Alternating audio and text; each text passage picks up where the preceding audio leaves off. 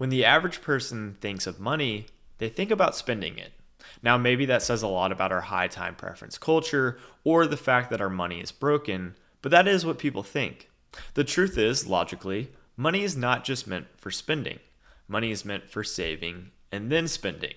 If you're spending money, then someone else is earning money and choosing to hold it or save it, even if it's just temporarily holding or saving it. If money loses value fast, people are economically incentivized to spend it. If money loses value slowly, or if money increases in value, then people are economically incentivized to save it.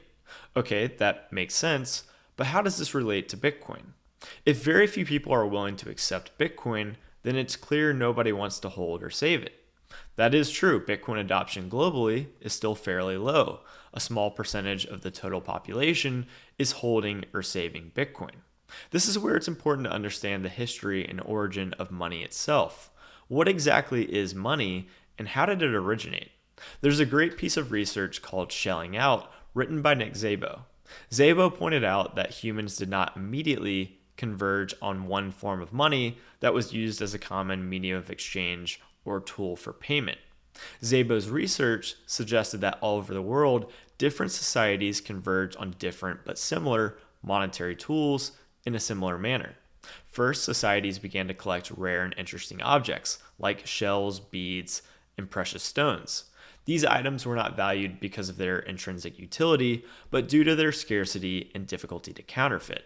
These items were eventually more recognized as more than a personal collectible. They became more known as a store of value, a tool to actually hold wealth. And then once the society understood that, later on, then the society began using those forms of money as a medium of exchange to trade goods and services. So the first forms of money all over the world were not immediately universally known as money. They went through a gradual process of monetary adoption, kind of like Bitcoin is going through right now.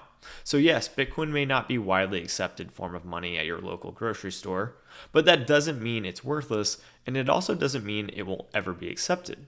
All people and businesses have to go through the process of evaluating what is good money and what they want to accept and hold, and what is bad money they don't want to accept and hold.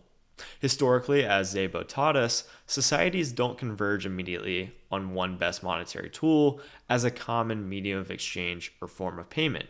Instead, societies are composed of imperfect individuals who have to think about which money they want to accept and hold every day.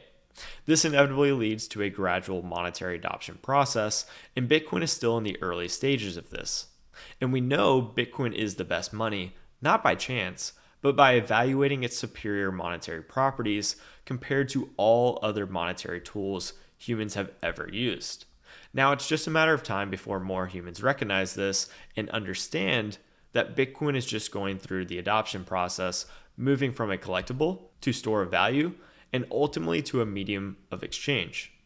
Thanks for watching, everyone, and see you next time.